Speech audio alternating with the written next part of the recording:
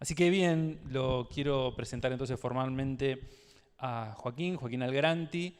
Realizó sus estudios de Sociología en la Universidad de Buenos Aires, donde adquirió el título de doctor en Ciencias Sociales en cotutela con la Escuela de Altos Estudios en Ciencias Sociales de Francia. En la actualidad se desempeña como profesor de Teoría Sociológica en la UBA, en la Facultad de Ciencias Sociales, y de Sociología de la Religión en la Universidad del Salvador. Trabaja a su vez dentro del CONICET con el cargo de investigador independiente en el programa Sociedad, Cultura y Religión del CEIL. Es autor del libro Política y Religión en los Márgenes, nuevas formas de participación social de las megaiglesias evangélicas en la Argentina. Es director de La Industria del Creer, Sociología de las Mercancías Religiosas, y coautor junto a Rodolfo Bardinelli de La Reinvención Religiosa del Encierro, Hermanitos, Refugiados y Cachivaches en los Penales Bonaerenses. Junto a Damián Seton y Mariela Mosqueira compiló el libro La Institución como Proceso, Configuraciones de lo Religioso en las Sociedades Contemporáneas. Bien, Joaquín, bienvenido.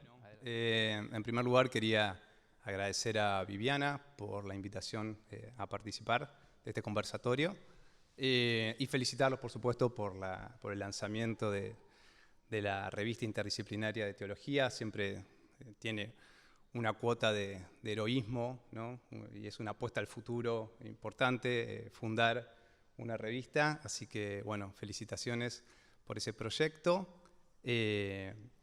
Y bueno, el tema que voy a presentar es, como decía el título, la teología en la imaginación sociológica, que un poco para responder a la invitación de Viviana me dio la oportunidad de hacer este ejercicio intelectual, de tratar de pensar, bueno, qué lugar efectivo tiene la teología dentro del pensamiento sociológico, que nunca me lo había propuesto como tarea. Pero bueno, este ejercicio me llevó en primer lugar a encontrarme que la teología tiene un lugar ambiguo, ¿no?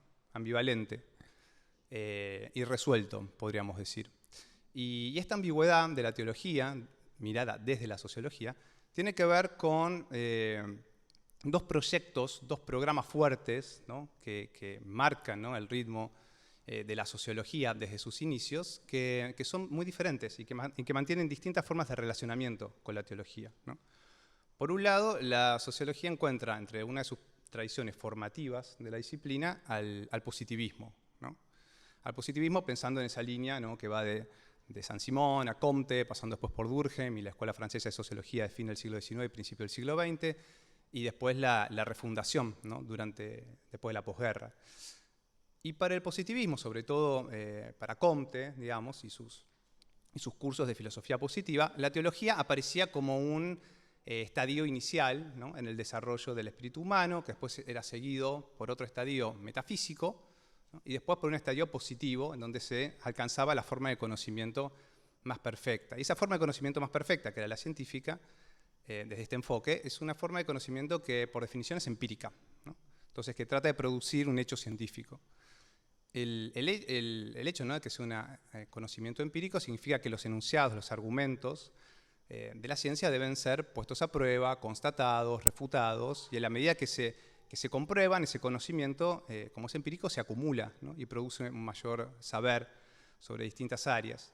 Y esa acumulación lleva a establecer regularidades, patrones, ¿no? eventualmente leyes, ¿no? Un poco una de las metas más importantes para esta sociología más positivista es poder encontrar las leyes de la mecánica de lo social, ¿no? Por eso a veces en Comte o en Durkheim aparece la referencia a la física social, cuando quieren hablar de la sociología también, ¿no? Y acá hay una idea muy fuerte en el positivismo de que las ciencias sociales tienen que emular el método de las ciencias naturales, ¿no? Pensarse desde ese lugar. Bueno, desde esta tradición hay una desconfianza inicial, epistemológica, a todas las formas de pensamiento abstracto, ¿no? A los sistemas de pensamiento deductivos, en donde aparece ahí, ¿no? una suerte de crítica a la teología, pero también una desconfianza respecto a la metafísica, a la filosofía, incluso al derecho, ¿no? Y esta desconfianza o esta postura relativamente crítica, ¿no? respecto a los sistemas de pensamiento abstractos y deductivos Tiene que ver fundamentalmente con, por un lado, el peligro de que las formas de pensamiento abstracto produzcan una inversión de la realidad, entonces realicen en el plano de las ideas aquello que no pueden realizar en el plano de las relaciones sociales objetivas. Y por otro lado, también el peligro de que las formas de pensamiento abstracto terminen naturalizando, sacralizando, santificando instituciones sociales, ¿no?, que son contingentes, que son producto de la historia, que siempre podrían haber sido de otra manera. Entonces, desde el enfoque positivista, la teología es vista como un momento de desarrollo, ¿no?, del espíritu humano importante, pero que eventualmente iba a ser superado. Entonces, casi como que no hay un diálogo. Desde el positivismo hay una ruptura, un poco como lo señalaba Mariela, ¿no?, hace un rato. Ahora bien, la sociología también está prefigurada, ¿no?, por otra tradición muy fuerte, que también tiene su programa de investigación, ¿no?, y su proyecto, y otro concepto también de la sociología, que es la hermenéutica, ¿no? Para la hermenéutica, digamos, el problema central es el problema del sentido, ¿no?, y la producción de interpretaciones y la posibilidad de comprender, ¿no?, los sistemas de valores, comprender la lógica inmanente, ¿no?, de los distintos complejos culturales y cómo esos valores tienen un efecto práctico, ¿no?, concreto en la realidad.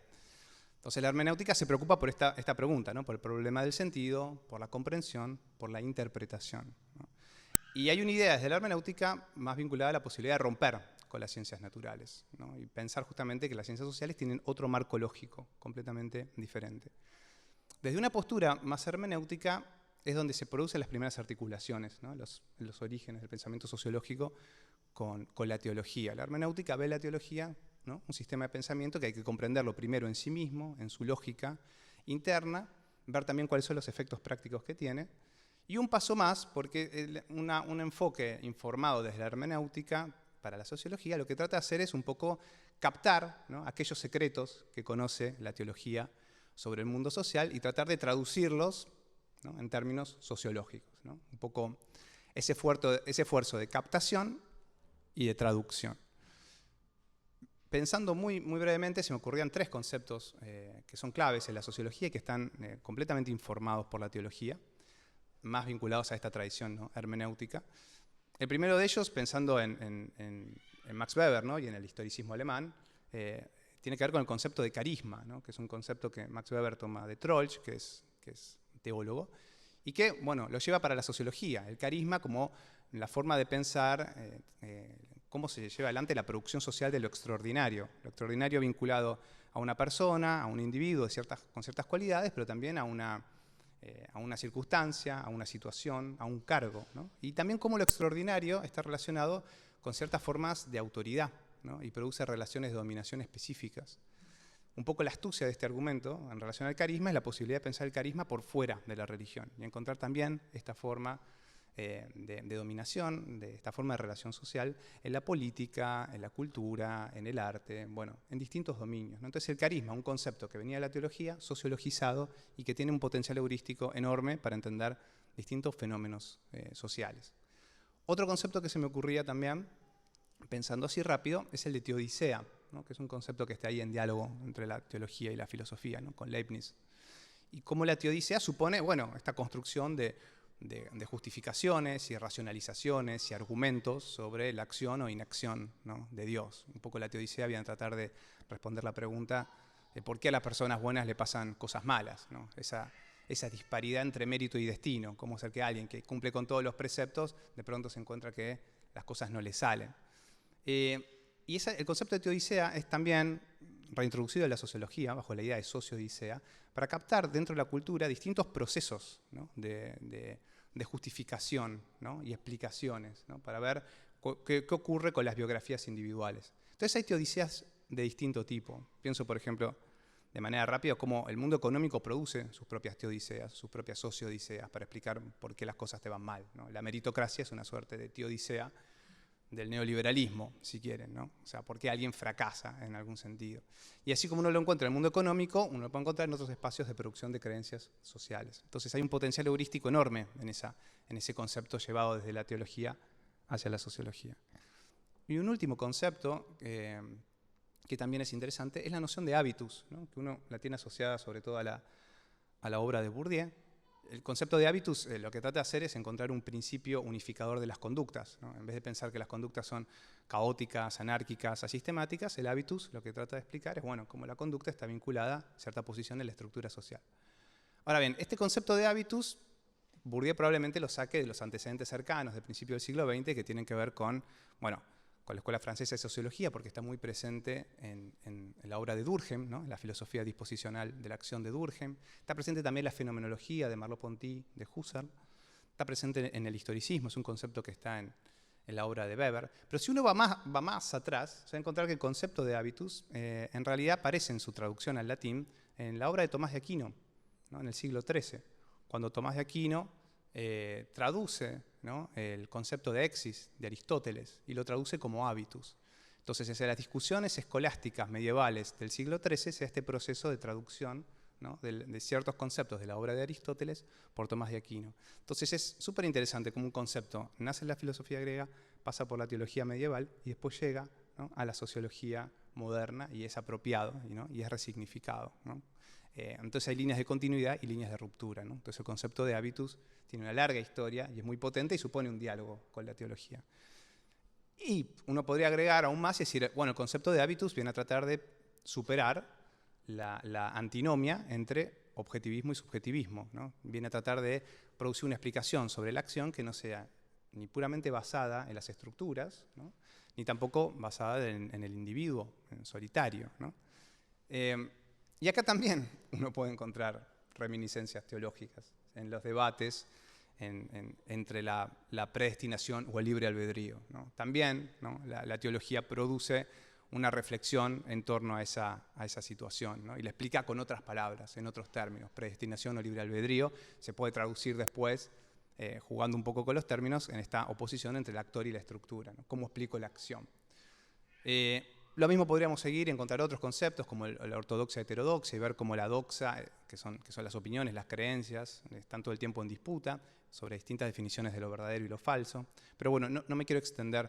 Simplemente quería encontrar algunos conceptos que muestran este potencial heurístico, ¿no? entre la incorporación de elementos teológicos sociologizados. Entonces, lo que hace la hermenéutica es trata de captar, ¿no? ese secreto, aquellas cosas que sabe la teología y que las otras ciencias no la ven, y llevarla y traducirlas en términos sociológicos. Ahora bien, no me gustaría dejar una impresión apresurada, que podría ser la lectura de, bueno, entonces la hermenéutica es en un punto el enfoque que predomina y que entiende mejor esta relación con la teología. Yo creo que los dos enfoques son necesarios, ¿no? Tanto el positivismo como la hermenéutica. El positivismo, de alguna forma, plantea esta desconfianza epistemológica frente a las formas de pensamiento abstracto, en donde un poco la teología es el paradigma, pero uno lo puede encontrar también en la metafísica o en la filosofía. Es una forma de decir, muchas veces, ojo, porque a veces en los discursos sobre el universal se esconden expresiones particulares muy concretas, ¿no? O se naturalizan, se sacralizan, ¿no? Se santifican instituciones sociales, que son producto de la contingencia, de la lucha, de la violencia, y que siempre podrían ser de otra manera, ¿no? Entonces, esa advertencia del positivismo me parece que es potente y que está un poco en diálogo y en tensión con este enfoque hermenéutico que se preocupa por captar y traducir, ¿no? en este diálogo con la teología. Entonces, esta posición, con esto cierro, de cierta ambivalencia, de cierta ambigüedad, ¿no? de este estado medio inclasificado, ¿no? de la relación entre la teología y la sociología, me parece que parte de ahí viene la fuerza, ¿no? Mantener un poco esa tensión y en todo caso problematizarla, explicitarla, ampliarla. Bueno, muchas gracias.